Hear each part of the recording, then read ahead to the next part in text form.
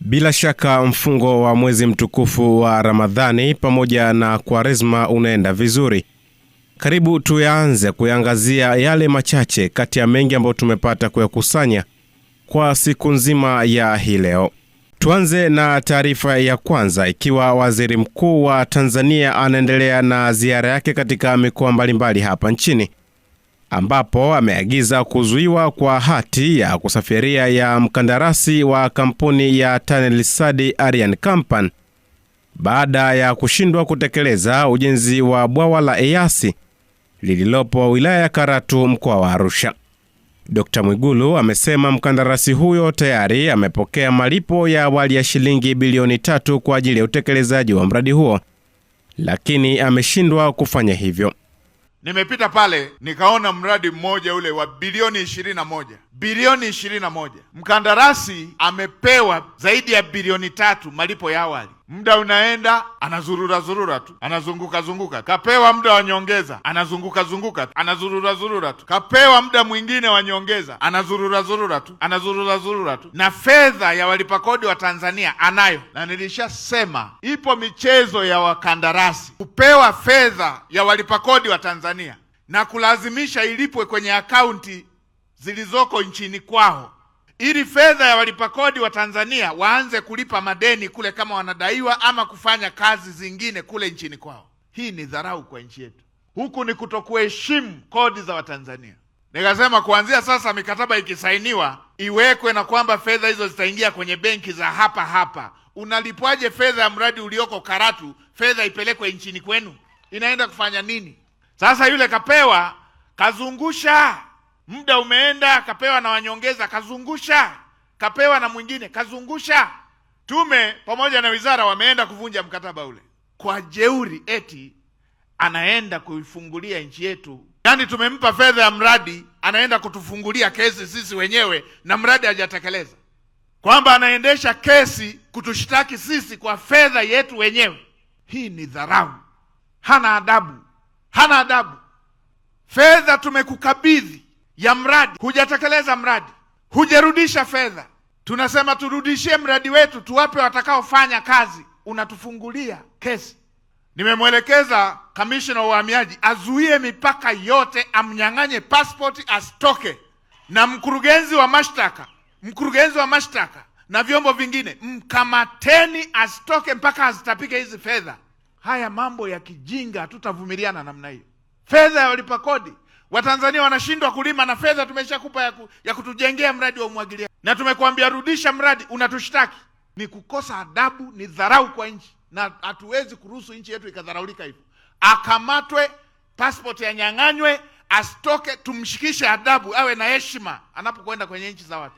Na naelekeza wizara zote, mkandarasi wa aina hiyo asipate kazi tena ndani ya nchi yetu. Nilikuta na mwingine pale amepewa kazi, wananchi maskini wananunua maji. Rais ameshatafuta fedha, ameleta mwaka mzima, anazunguka na fedha, mradi hajatekeleza. Akiulizwa anasema nipelekeni mahakamani ili tuanze kuingia gharama na pesa tumekukabidhi. Eti tunachunguza nini na pesa tumekukabidhi? Nikawaambia mkamateni mpaka azitapike zile fedha ndio awe huru. Hatuwezi tukafanya mzaha kwenye mambo ya msingi ya maendeleo. Mimi nimezaliwa kwenye jamii maskini, najua Watanzania wanavyohangaika kutoa fedha yao kulipa kodi ili wapate mradi wa maendeleo. Hawalipi kwa sababu wana ziada, wanajibana wapate shule, wanajibana wapate mradi wa umwagiliaji, wanajibana wapate barabara. Leo tukusanye fedha, tumpe mtu anadunda na mkanda nje kwa pesa yetu na mradi haupo. Tuoneshane ustaarabu, na pesa umechukua bila ustaarabu. Nipate taarifa kesho akiwa ameshakamatwa, na asiachiwe mpaka arudishe hiyo pesa. Hauwezi ukafanya hujuma ya uzalishaji mkubwa wa aina hii alafu unadunda tu, unatembea. Kuna watu wakija hapa wanatoka kwenye mataifa yao hayo kwa sababu hizi nchi za Afrika ziliwahi kutawaliwa, wanadhani sisi bado ni makoloni yao. Tuletea Viingereza vingi, extension, upumbavu mtupu. Extension gani? Tumeshakupa hela na hujatekeleza hata sehemu ya mradi. Waziri, wafikishie maelekezo hayo, atafutwe, asakwe popote pale alipo, akamatwe mpaka arudishe hii fedha. Pana mambo ya kudharau walipa kodi wa Tanzania. Na mimi nitaendelea kusisitiza tu. Mimi kwenye familia ndo mtoto mpole kuliko wote, lakini nachukia wizi, nachukia majambazi, nachukia wavivu. Tuangazie taarifa nyingine huko kanda ya Ziwa mkoani Mwanza, ambapo zikiwa zimebakia siku chache kuelekea maadhimisho ya siku ya kimataifa ya wanawake duniani, wafanyakazi wa bonde la Ziwa Victoria jijini Mwanza wamefanya matendo ya huruma katika hospitali ya wilaya ya Nyamagana na kutoa mahitaji mbalimbali kwa wazazi na wajawazito. Akizungumza mara baada ya kutoa mahitaji kwa wazazi na wajawazito katika hospitali hiyo, kaimu mwenyekiti wa wanawake tawi la bonde la Ziwa Victoria, Shoma Stefano, amesema lengo kubwa la kutoa vifaa hivyo ni kuleta tabasamu kwa wanawake ambao wapo hospitali ili kufahamu kuwa bado wanawatambua hata kama wapo eneo hilo. Leo tuko hapa katika hospitali ya wilaya ya Nyamagana kuja kufanya matendo ya huruma, ikiwa ni kuelekea kwenye maadhimisho ya kilele cha siku ya mwanamke duniani. Tumekuja hapa kuwaona wanawake wenzetu, tumewaletea vitu mbalimbali kama mahitaji, zikiwepo pampasi, sabuni, mafuta ya kupaka, taulo za kike, shuka, vyandarua na vitu vingine mbalimbali. Lengo kubwa la kuleta vitu hivi na kufanya matendo ya huruma ni kuleta tabasamu kwa wanawake wenzetu ambao wako katika hospitali hii, lakini pia watambue ya kuwa tunawakumbuka na bado tunatambua uwepo wao, japokuwa siku kama ya leo au kuelekea wiki hii ya maadhimisho ya siku ya mwanamke duniani wako kwenye eneo kama hili, bado sisi tunawakumbuka na tunatambua uwepo wao. Tumekuja kuwapa tabasamu kama wanawake wenzetu. Pia tunapenda kutoa shukrani kwa mkurugenzi wetu wa bodi ya maji bonde la Ziwa Victoria, Daktari Renatus James Shini, kwa kutuunga mkono kuja kufanya matendo ya huruma, ikiwa ni kuwaunga mkono wanawake wenzetu kwa kutuwezesha kifedha kwa ajili ya kuja kufanya hiki tulichokuja kufanya leo katika hospitali hii ya wilaya ya Nyamagana. Kwa upande wake, Frida Michael ambaye pia ni kaimu msimamizi wa hospitali hiyo ya wilaya ya Nyamagana amefurahishwa na zoezi hilo kwa wanawake hao kwenda kuwakumbuka akina mama ambao wapo hospitali kwa ajili ya matibabu mbalimbali. Leo tumepokea wageni kutoka TUGHE, umoja wa wanawake, lakini pia na wanachama wengine wa TUGHE. Wamekuja kwa ajili ya kutoa matendo yao ya huruma kwa wagonjwa wetu. Wametuletea vitu vingi kwa ajili ya wagonjwa, wameleta pampers kwa ajili ya watoto, wameleta pads, wameleta mafuta, wameleta sabuni, wameleta vitu vingi sana. Kwa wagonjwa wamevipokea na sisi tumevipokea. Pia wametuletea shuka kwa ajili ya wagonjwa pamoja na neti kwa ajili ya wagonjwa. Kwa kama hospitali ya Nyamagana tumepokea neti pamoja na shuka, lakini pia wagonjwa wamepokea vitu ambavyo nimetoka kuvitaja hapo. Kwa hiyo tunawashukuru sana TUGHE kwa kuchagua hospitali yetu ya wilaya ya Nyamagana kwa ajili ya kuwaletea zawadi wagonjwa wetu. Tumefurahi sana na tunawaomba wakati mwingine ikiwapendeza waichague tena wilaya ya Nyamagana. Naye katibu wa wanawake TUGHE mkoa wa Mwanza, Fortunata Matthew, amesema wanapoelekea kuadhimisha siku ya kimataifa ya wanawake duniani wameona kwenda kushiriki kwa pamoja na wanawake wenzao ambao wana uhitaji wa vitu mbalimbali katika hospitali hiyo. Tumekuja hospitali ya Nyamagana kwa ajili ya kutoa matendo ya huruma tunapoelekea kusherehekea sikukuu ya wanawake duniani ambayo huwa inaadhimishwa kila mwaka tarehe 8 mwezi wa 3 kila mwaka. Hapa tumekuja na majitoleo mbalimbali, tumekuja na vitu vingi kwa ajili ya kuwashika mkono wahitaji, na hii inaleta mshikamano na umoja kwa sababu tunakuwa tunafurahia pamoja na wanawake wengine ambao kwa namna moja au nyingine hawajapata nafasi ya kuwepo makazini au labda pengine wana uhitaji, na huwa tunafanya hivi kwa ajili ya kuwashika mkono na kuleta mshikamano, lakini ni ishara ya upendo, kuonyesha kwamba nasi tunawajali wanawake wenzetu. Lakini vile vile siku hii ni muhimu kwetu kwa sababu pia tunakumbushana Na pamoja na kutoa zawadi hizi, lakini tuna semina mbalimbali, tuna warsha mbalimbali, lakini vile vile tunakaa pamoja, tunakula pamoja na kufurahi. Ikumbukwe kuwa maadhimisho hayo ya siku ya kimataifa ya wanawake duniani yanaadhimishwa kila ifikapo Machi 8 ya kila mwaka. Huku kauli mbiu ya mwaka huu ni haki na usawa kwa wanawake na wasichana, msingi jumuishi kufikia dira 2050. Tuangazie taarifa nyingine hapa mkoani Morogoro. Wananchi wa mkoa wa Morogoro wametakiwa kujitokeza kwa wingi kujiunga na mpango wa bima ya afya kwa wote ili kuhakikisha wanapata huduma za matibabu kwa urahisi bila kukumbwa na changamoto za kifedha wanapopata matatizo ya kiafya. Mpango huo unalenga kuwezesha kila mwananchi kupata huduma bora za afya kwa gharama nafuu na kwa wakati. Akizungumza na wananchi wa manispaa ya Morogoro, mkuu wa wilaya hiyo Musa Kilakala amesema kuwa bima ya afya kwa wote ni muhimu kwa kila mtu, huku akizitaka taasisi zinazotoa huduma za bima ya afya kushirikiana kwa karibu ili kuhakikisha mpango huo unawafikia wananchi wengi zaidi. Utekelezaji wa mpango wa bima ya afya kwa wote ni mabadiliko makubwa yanayolenga kuhakikisha wananchi wote ndani ya mipaka ya Jamhuri ya Muungano wa Tanzania wanakuwa na uhakika wa kupata huduma bora ya matibabu bila kuwa na kikwazo chochote, hususan kukosa matibabu pindi anapokuwa na changamoto ya kiafya. Ndugu zangu wa Tanzania, tukiwa na afya imara, tukawa na uhakika wa matibabu, mipango yetu ya maendeleo katika maeneo yetu itakuwa imara.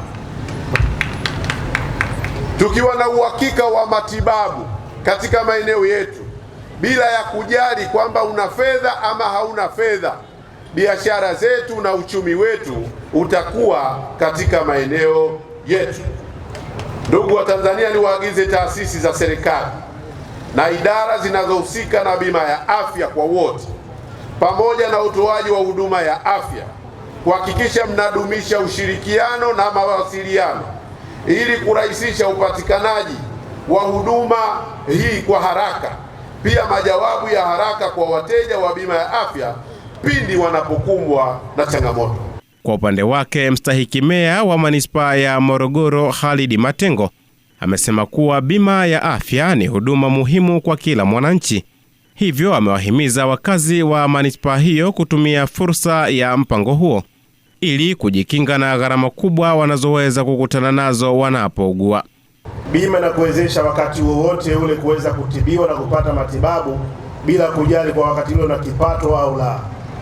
Hivyo bima ya afya, ndugu zangu, sio luxury, sio kitu cha ziada, ni necessity, ni hitaji la muhimu la maisha yetu. Hivyo bima hii inapoenda kuwezesha watu wa matabaka yote, wa vipato vyote kuweza kupata huduma ya afya, ni maana yake leo tunavyoamka asubuhi, jambo hilo tumeshaliweka nyuma yetu, tunaendelea kutafuta ujira mwingine.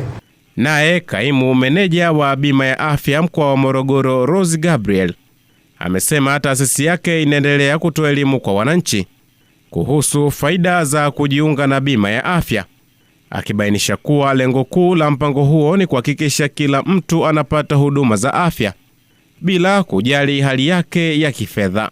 Bima hii inatoa fursa pana kuanzia ngazi ya zahanati mpaka hospitali ya taifa Muhimbili, ambako tunaweza kujipatia huduma za kawaida mpaka za kibingwa. Kwa hivyo ni bima ambayo ina gharama nafuu kabisa kwa watu takriban 6 kupata kwa shilingi 150,000. Kwa upande wake, mratibu wa bima ya afya kutoka NHIF katika manispaa ya Morogoro Dr. Mariam Bendera amesema juhudi mbalimbali zinaendelea kufanyika kuwafikia wananchi wengi zaidi kupitia kampeni za uelimishaji na uhamasishaji kuhusu umuhimu wa bima ya afya. Sisi kama manispaa tunaendelea na zoezi hili la kutoa elimu, lakini kuendelea na uandikishaji katika zile kaya za wanufaika katika mfuko wa TASAF. Mpango wa bima ya afya kwa wote umetajwa kuwa miongoni mwa mikakati muhimu ya kuimarisha sekta ya afya nchini kwa kuhakikisha wananchi wanapata huduma za matibabu kwa urahisi kwa wakati na kwa gharama nafuu. Turejee tena jijini Mwanza. Naibu Waziri wa Wizara ya Mambo ya Ndani ya nchi Ayubu Mohamed Mahmud amekutana na kuzungumza na baraza dogo la wafanyakazi wa Jeshi la Zimamoto mkoani Mwanza, ambapo amewahimiza Jeshi la Zimamoto na Uokoaji kuongeza ufanisi katika utekelezaji wa majukumu, ikiwemo kufika kwa wakati maeneo ya matukio ili kupunguza kiwango cha vifo vinavyotokana na maji na moto. Pia amewataka kutumia baraza hilo kujadili namna sahihi na fanisi katika utekelezaji wa majukumu ya kila siku ya kuisaidia jamii na mali zao. Napenda pia kutumia fursa hii kuwahimiza kuongeza uwajibikaji zaidi kwa utoaji wa huduma za zimamoto na uokozi kwa kufika maeneo yote ya matukio na kwa wakati. Na ninaamini sasa katika uwekezaji huu mkubwa uliowekezwa na serikali kwenu, basi jambo hilo litakuwa ni la utekelezaji tu, lakini vitendea kazi kwa kiasi kikubwa tayari vipo. Naomba pia kuwajulisha kwa sisi viongozi wenu pamoja na wasaidizi wetu katika ngazi ya wizara, tuna imani na matumaini makubwa kwenu kwamba mnatekeleza majukumu yenu kwa uzalendo na ufanisi wa hali ya juu. Ninawataka mtumie baraza hili kutathmini changamoto na mafanikio, kujipanga upya na kuboresha zaidi utekelezaji wa majukumu yenu kisheria na kitaaluma. Kwa upande wake, Kamishna Jenerali wa Jeshi la Zimamoto na Uokoaji CGF Johnny W. Masunga ameeleza kuwa licha ya changamoto zilizopo, lakini Jeshi la Zimamoto linaishukuru serikali kwa kuwezesha jeshi hilo kupata vifaa na mahitaji muhimu, ikiwemo helikopta ya kuzimia moto na vingine vingi vitakavyosaidia kurahisisha utekelezaji wa majukumu yao. Pamoja na changamoto nilizotaja, pia zipo hatua ambazo zimechukuliwa ili kukabiliana na changamoto hizo. Moja, Jeshi la Zimamoto na Uokoaji limeendelea kuomba vibali vya ajira kila mwaka kutoka kwa Ofisi ya Rais, Menejimenti ya Utumishi wa Umma na Utawala Bora kupitia ikama na andiko lilowasilishwa Ofisi ya Rais, Menejimenti ya Utumishi wa Umma na Utawala Bora kwa ajili ya kutatua changamoto ya upungufu wa rasilimali watu katika jeshi letu la Zimamoto na Uokoaji. Aidha, katika mwaka 25-26 mwaka huu tunaendelea nao, jeshi lilipata kibali cha kuajiri askari wake 1000 ambao kwa sasa wako chuoni wakiendelea na mafunzo ya ukuruta. Pili, Jeshi la Zimamoto na Uokoaji linaendelea kutenga fedha katika bajeti ya kila mwaka kwa ajili ya utekelezaji wa miradi ya maendeleo. Aidha, katika mwaka 25-26 jeshi lilitenga shilingi bilioni 6.4 kwa ajili ya ujenzi wa vituo vipya 10 vya Zimamoto na Uokoaji, ambapo katika ngazi ya mkoa ni vituo 2 na wilaya ni vituo 8. Mheshimiwa mgeni rasmi, kabla sijahitimisha, naomba nitumie fursa hii kwa kuongeza sana makamanda wa mikoa ya Zimamoto na Uokoaji, maafisa, askari na watumishi wote wa kada za kiraia kwa kazi nzuri wanazoendelea kufanya licha ya kuwa na changamoto mbalimbali, na wasihi tuendelee kutimiza wajibu kwa weledi na uwajibikaji, kwani changamoto zinazolikabili jeshi letu tayari zinaendelea kutafuta ufumbuzi na serikali yetu chini ya rais wetu mpendwa Mama Samia Suluhu Hassan. Tuna imani kwamba iko siku changamoto hizi zitakuwa zimepunguzwa katika kiwango kikubwa.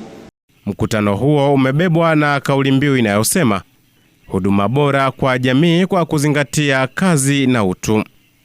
Turejee tena hapa mkoani Morogoro, ambapo Askofu Kelvin Wambura wa kanisa la Maximum Miracle Center amekipongeza chuo cha Victory kwa juhudi zake za kuwajali vijana wa Kitanzania kupitia utoaji wa elimu ya ujuzi pamoja na kuwawekea mazingira bora ya malazi.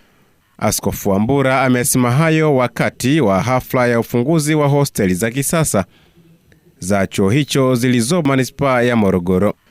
Amesema hatua ya chuo hicho kujenga hosteli hizo ni muhimu katika kuboresha mazingira ya kujifunzia kwa vijana na kuwasaidia kupata ujuzi unaowezesha kujitegemea katika maisha yao ya baadaye. Aidha, amepongeza uongozi wa chuo hicho kwa ushirikiano wake mzuri na serikali katika kuendeleza sekta ya elimu na kukuza maendeleo ya vijana nchini. Siku ya leo tumekuja hapa kwa sababu ya ufunguzi mzuri wa hostel nzuri sana ya chuo cha Victory, na tunamshukuru Mungu kwa sababu chuo hichi kimekuwa ni chuo cha baraka sana kwa vijana wengi sana wa taifa letu la Tanzania, na tunamshukuru Mungu sana kwa ajili yao. Lakini pia tunamshukuru Mungu sana kwa sababu ya serikali ya Jamhuri ya Muungano wa Tanzania inaongozwa na mama yetu Mama Samia Suluhu pamoja na viongozi wengine kwa sababu ya kuwaunga mkono chuo kizuri hichi cha Victory. Na leo ni ufunguzi wa hosteli nzuri kabisa hii unayoiona hapa inayopatikana Mafiga, na ni hosteli ya vijana. Tumepita huko ndani, tumeangalia nikiwa pamoja na viongozi wetu wa mtaa, na tumeona ni nzuri kabisa, imejengwa katika viwango vizuri vinavyostahili. Na mimi niwapongeze chuo cha Victory kwa kazi nzuri hii walioifanya, hasa kwa kuwajali vijana na kuhakikisha kwamba wanawafungulia vijana dunia, sio tu katika mambo ya kimwili lakini pia katika mambo ya kiroho. Mungu awabariki sana, Mungu awatendee mema katika jina la Yesu. Kwa upande wake, mratibu wa chuo cha Victory Franki Shengoma amewataka vijana wa Kitanzania kutumia vizuri kipindi cha ujana wao kwa kujifunza na kupata ujuzi unaotolewa chuoni hapo ili waweze kujenga maisha yao na kuchangia maendeleo ya taifa. Chuo hiki kinatoa kozi mbalimbali za ufundi stadi au elimu ya ujuzi, hasa kwa kuwalenga vijana na jamii za Kitanzania kwa kuweza kujiajiri kwa ukubwa zaidi. Lengo ni kupambana na ukosefu wa ajira uliopo, lakini na namna ambavyo vijana wanazidi kuwa wengi wanaotoka vyuoni na wanaotoka masomoni. Ujuzi inakuja kuwasaidia mtu anaweza kujiajiri mtu mmoja na kaajiri na watu wengine. Chuo chetu kilianza tangu mwaka 2005, tunaendelea kutoa huduma, na leo hii unavyotuona tumetoka kwa tukio ambalo la ufunguzi wa hosteli mpya ya kiume, na sio hosteli ya kwanza, ila tunazidi kuongeza kutanua wigo ili kuweza kuwamudu wanafunzi wote ambao wanatoka mikoani kwa ajili ya kuja usoma hapa kwenye chuo chetu cha Victory. Na lengo ni nini? Ni kwamba kuna wanafunzi wengi wanatoka nje ya mikoa hii ya Morogoro na mbali ya wilaya ya Morogoro mjini, ambapo wakija huku ili wasitangatange kwenda kutafuta nyumba mtaani za kupanga, lakini muda mwingine kuishi ili wazazi wakaishi kwa wasiwasi kwa wanafunzi wao watakaa wapi. Tumeamua kujenga hosteli ambazo zinawamudu na zinakuwa ni nzuri na ni salama. Tunazo hosteli za kike, tunazo hosteli za kiume, na zilizozikizi vigezo vyote kama mlivyoshuhudia leo wakati wa uzinduzi. Lakini vile vile hosteli zetu zinazo ulinzi ambao mtoto wako akitoka nyumbani ataendelea kuwa salama kama vile ambavyo angekuwa nyumbani kwako. Kwa wazazi ambao mnajipanga kwa ajili ya kuleta wanafunzi kwa chuo cha Victory, amini kwamba anapokuja anakuwa kama sawasawa yuko nyumbani kwako alipokuwa, na ataishi bila wasiwasi wowote. Karibuni chuo cha Victory, tunapatikana Morogoro mjini 77 jengo la CCM mkoa, ili upate elimu ujuzi ambayo itakusaidia kwenye maisha yako na kuwasaidia vizazi vingine vijavyo. Naye mwalimu wa tehama wa chuo hicho Jackson Mlula amesema ujenzi wa hosteli hizo utaongeza ufanisi wa kazi za ufundishaji, kwani wanafunzi watapata mazingira mazuri na salama ya kuishi na kusoma. Chuo cha Victory kinapiga hatua ya hapa na pale kuhakikisha wanafunzi wanapata huduma bora, lakini pia wanakaa kwenye majengo ambayo yako salama. Kuanzia darasani mpaka maeneo wanapoishi wanaishi wako salama. Kwa mimi ninafundisha kozi ya ICT, kozi ambayo inazalisha vijana ambao ni wataalamu wa tehama, na wanafunzi wetu wanakuwa na uwezo wa kujiajiri lakini pia na kuajiriwa katika sekta mbalimbali. Baadhi ya wanafunzi wa chuo hicho wameeleza kufurahishwa na ujenzi wa hosteli hizo, wakisema utasaidia kuimarisha masomo yao pamoja na kupunguza changamoto walizokuwa wakikabiliana nazo awali, ikiwemo ukosefu wa maji katika hosteli walizokuwa wakitumia hapo awali. Kwanza kabisa kwa wanafunzi wa hosteli tupo vizuri na tunaendelea vizuri, kama ni malezi hapo vizuri na ulinzi uko vizuri kabisa, na kuna malezi bora na maadili mema katika chuo cha Victory, na wanafunzi wanalelewa katika maadili yaliyo bora na ambao wanawapa hata faida baadaye endapo watakuwa wamemaliza masomo yao na kuhitimu masomo yao na kupewa vyeti vyao. Karibuni chuo cha Victory, na pia hosteli kuna sehemu ya kulala, kuna maji, kuna huduma zote ambazo unazihitaji Victory. Kwa changamoto ambazo tulikuwa tunazipitia sana ilikuwa ni maji, lakini sasa hivi maji yapo na huduma zote sasa hivi tayari zimeshakamilika. Nasomea udereva na ufundi wa magari. Leo ninayo furaha kubwa sana kwa kuhamishwa, nimepata hosteli mpya, na nikiangalia mazingira ya hosteli mpya na ile ya zamani, sasa hivi hosteli mpya ni hosteli kubwa sana. Ni hosteli ambayo ina uwezo wa kuchukua watu zaidi ya 100. Ila nikikumbuka kwa nyuma kidogo tulikuwa tunahangaika sana sehemu ya kulala, tunabana wengine nalala nje kwa sababu hosteli ilikuwa ni ndogo. Ila kwa sasa hivi wameweka ukubwa wa hosteli na tunafurahi sana kwa kupata hosteli mpya. Ubora mzuri sana, na tunashukuru sana kwa viongozi wetu wa chuo cha Victory kwa kutupa zawadi hii ya hosteli. Nimetokea Msoma na niko chuo cha Victory hapa Morogoro kwa lengo moja, kwa ajili ya kuendeleza sanaa yangu. Mimi nasomea kozi ya muziki. Nimetoka mbali na pia nimeweza kufikia hosteli, lakini na kwa ushauri ningependa kwa shauri wenzangu wanaotokea mikoa ya mbali waweze kuja katika chuo chetu.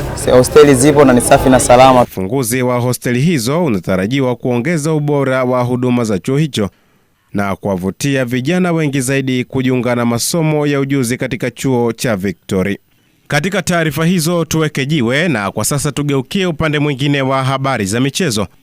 Na tukianza na taarifa ya kwanza, kocha wa timu ya taifa ya wanawake Twiga Stars Bakari Shime amezungumzia mabadiliko ya tarehe za WAFCON 2026 ambapo fainali hizo zinatarajiwa kufanyika kuanzia tarehe 25 Julai hadi 16 Agosti 2026. Kwanza kabisa sio taarifa nzuri kwa upande wetu, kwa sababu tayari tumeshakita kwenye matayarisho. Tulishajenga tayari taswira ya mashindano. Kwa kiakili tulikuwa tunaanza mashindano, lakini kwa sasa hivi mashindano yamekuwa hayapo. Mwanzoni tulipata tetesi mashindano hata kuwepo, lakini kwa kusubiri taarifa rasmi ya CAF ambayo imetoka rasmi kwa mashindano yamesogea mpaka mwezi wa 7. Inaweza ikawa ni jambo zuri kwa upande mmoja na jambo baya kwa upande wa pili.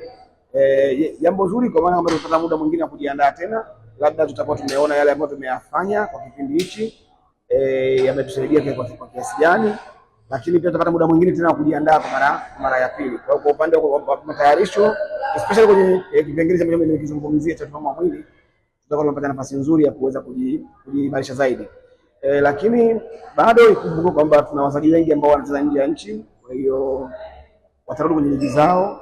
Sasa inategemeana hiyo kalenda ya mwezi Julai itawaruhusu namna gani wao kuja, kwa sababu wao mara nyingi wanaruhusiwa na dirisha la FIFA.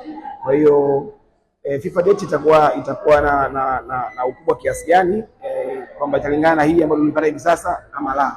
Kwa hiyo inaweza ikatuathiri ama tukanufaika kulingana na hiyo situation ya wachezaji ambao wanacheza nje ya Tanzania. Kwa yote tumelipokea, hatuna cha kufanya zaidi ya kufikiria kwamba namna gani tuta plan tena upya kujiandaa na mashindano. Uzuri ni kwamba hakutakuwa na mabadiliko ya kwa maana ya ratiba na makundi. Kwa hiyo maana yake tunaendelea kufanya kazi kuona wapinzani wetu ni watu wa namna gani na tufanye nini kwa ajili ya kuwakabili hapo mwezi Julai.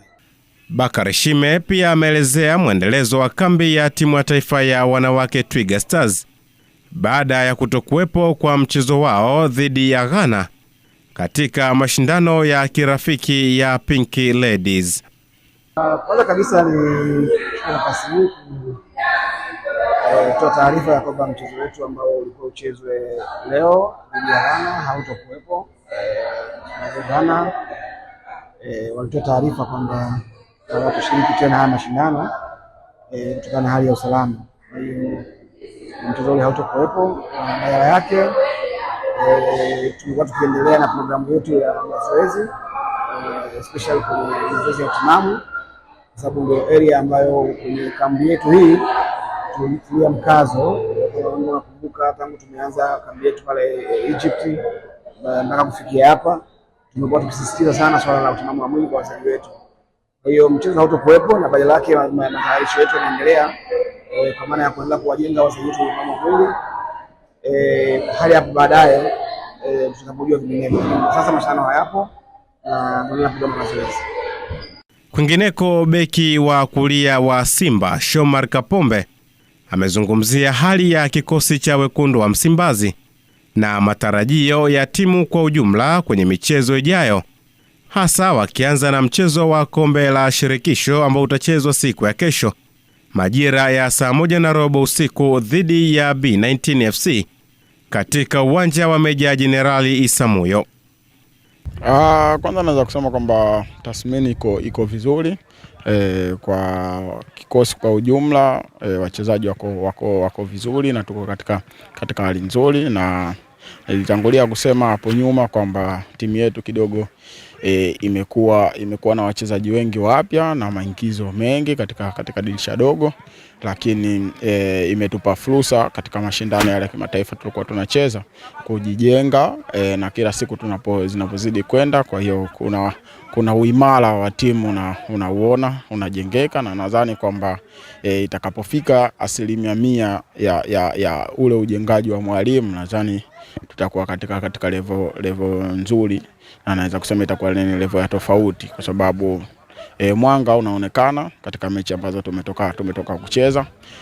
Tumetoka kucheza mechi ngumu, lakini wachezaji wamejituma sana na wamefuata maelekezo ya mwalimu yote kwa 100%, naweza kusema na tumekuwa katika performance nzuri, na naweza kusema kwamba tukifanya muendelezo huo, basi na imani tutafikia yale malengo ambayo tumejiwekea. Na katika ligi kuu naweza kusema kwamba tuna malengo makubwa, na mimi nachofurahia kwamba wachezaji wale wageni wamekuja, wamejua timu inahitaji nini na wenyewe wanahitaji nini na wanahitaji kujitolea kwa 100% kubwa. Kwa hiyo na imani kwamba kwa muendelezo huu ambao tuko nao, matarajio hayako mbali. Mashindano ya CRDB naweza kusema tunaweza kukutana na timu nzuri, na tukiangalia nao mechi ya mwisho waliocheza wameweza kushinda magoli mengi. Kwa hiyo kwetu sisi itatupa chachu ya kuweza kufanya vizuri, kwa sababu katika hilo kombe nalo ni matarajio yetu sisi na achievement yetu sisi. Kwa hiyo naweza kusema kwamba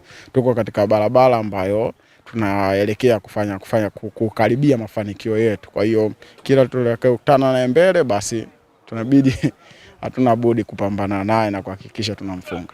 Tumalizie na taarifa ya mwisho kwa upande wa habari za michezo, na kwa sasa tuangazie upande mwingine wa mchezo wa ndondi.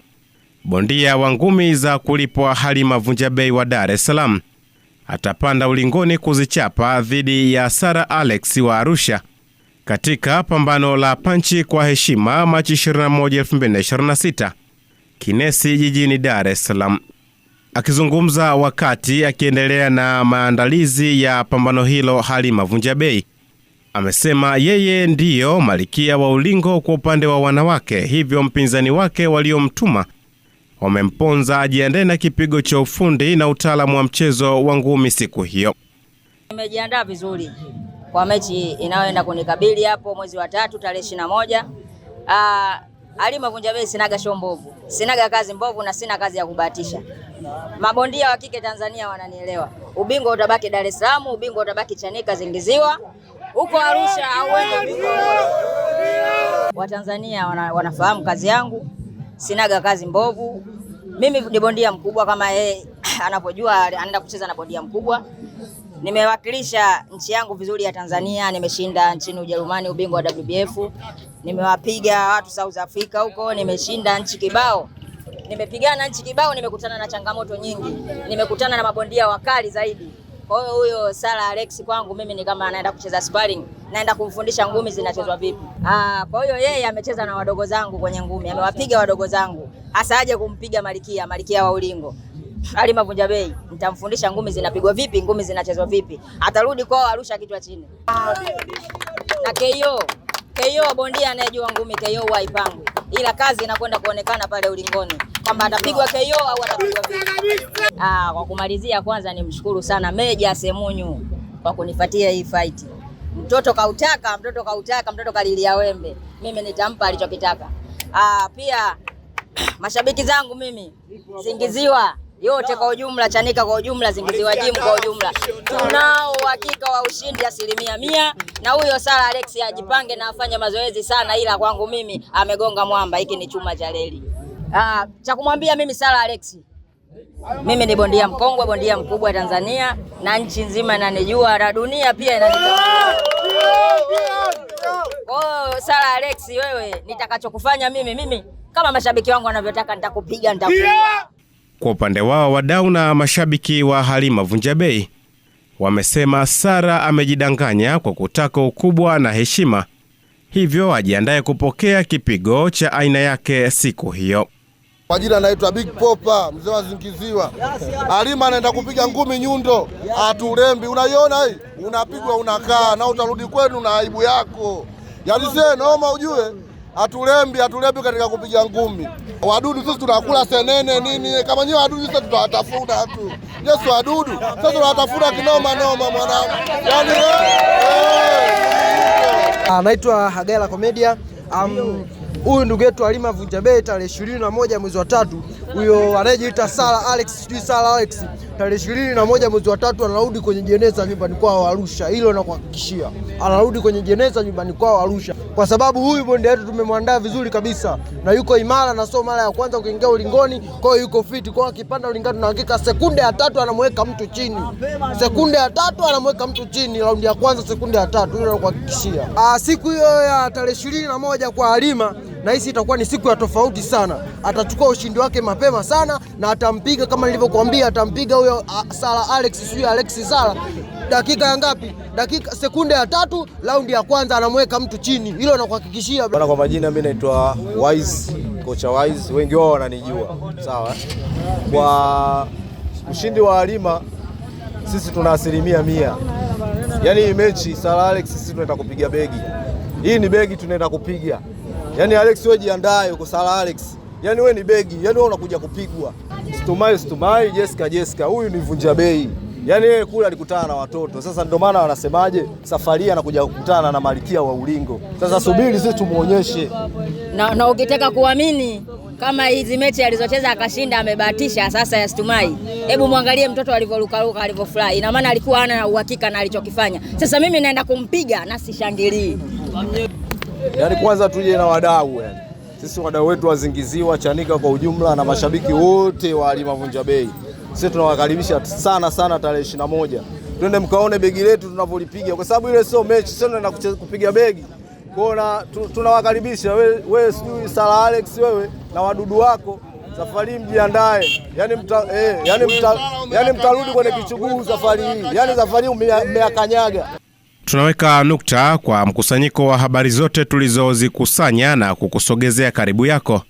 Lakini ni kuache na ujumbe unaosema kwamba katika haya maisha, basi ni vyema kuweza kuishi maisha yako binafsi bila kuiga maisha ya watu wengine, kwa sababu tunavyofahamu kila mmoja ana njia zake za mapambano. Hivyo ni kuendelea kumwomba Mwenyezi Mungu katika kuyawezesha mapambano yako yaweze kufanikiwa na kuifikia adhma ya yale malengo yako uliojiwekea kwa mwaka mzima, lakini na kwa kipindi ambacho utahitaji malengo yako yatimie.